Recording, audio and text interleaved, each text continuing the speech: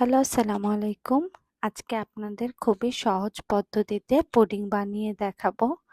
তাহলে চলুন কিভাবে বানাবো দেখে নিই। তো প্রথমে আমি যে পাত্রে পুডিংটা বানাবো আমি সেই পাত্রটা নিয়ে নিয়েছি এবং এখানে আমি 3 টেবিল চামচ চিনি দিয়ে দিচ্ছি।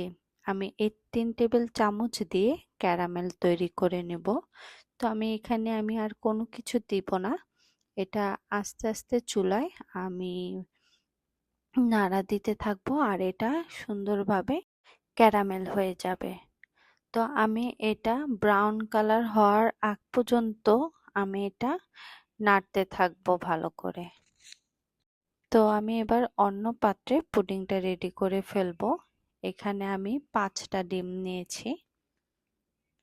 আমি 5টা ডিমের রেসিপিটা দিয়ে দিব এখানে কি কি লাগবে। তো ডিমগুলো আমি প্রায় 2 মিনিটের মতো বিট করে নেব।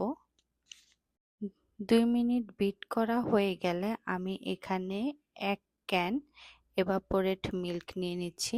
এখানে হচ্ছে 12 এফএল এর একটা এভাপোরেট মিল্ক। এ পুরো একটা আমি দিয়ে দিচ্ছি। আর আমি এখানে কোনো চিনি দিব না। এখানে 14 ওজেড আমি একটা কনডেন্স মিল্ক দিয়ে দিব।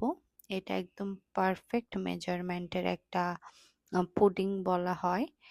এটাতে আপনার অন্য কোনো কিছুই অ্যাড করতে হবে না, সুগারও অ্যাড করতে হবে না, আর এক্সট্রা কোনো কিছু অ্যাড করতে হবে না। এই দুটো জিনিস আর 5টা ডিম দিয়েই আমার পুরো পুডিং হয়ে যাবে।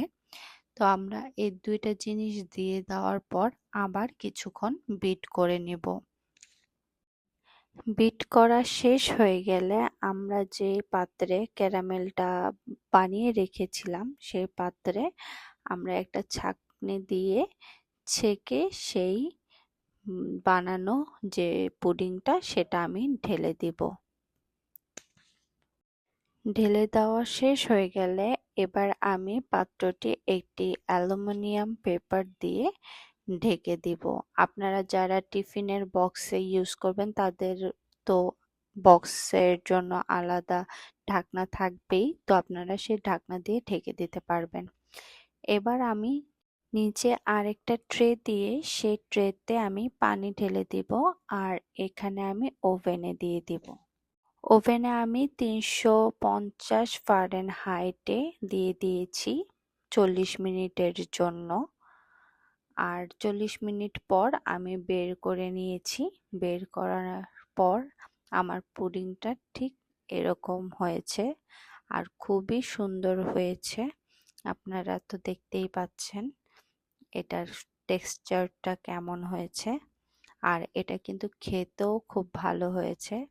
আপনারা বাসায় অবশ্যই বানিয়ে ট্রাই করবেন আর আমাকে জানাবেন। ধন্যবাদ সবাইকে।